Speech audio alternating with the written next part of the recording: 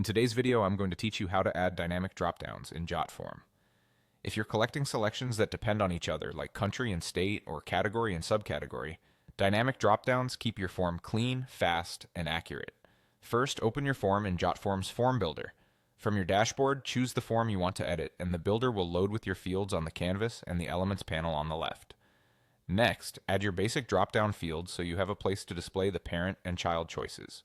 In the left sidebar, click Add Form Element, go to the Basic tab, and drag a dropdown onto your form for the parent field, such as country. Then drag another dropdown for the child field, such as state or city. If your use case needs multiple levels, feel free to add additional dropdowns now so your layout is ready. Now it's time to bring in the dynamic logic. Open the Widgets tab by clicking Add Form Element and selecting Widgets. In the search bar, type Dynamic Dropdown and select the official Dynamic Dropdown widget. This widget is designed to link parent and child options so users only see relevant choices as they go. Place the widget on your form, then click it to open Widget Settings, the icon with the magic wand.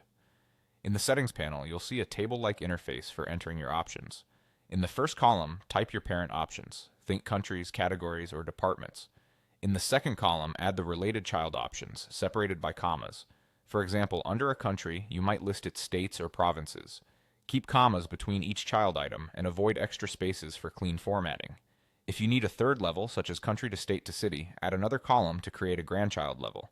The widget will handle the cascading logic automatically. When you're done entering your options, click Update Widget to save. That's it for setup. A quick tip, preview your form to confirm that selecting a parent instantly filters the next dropdown.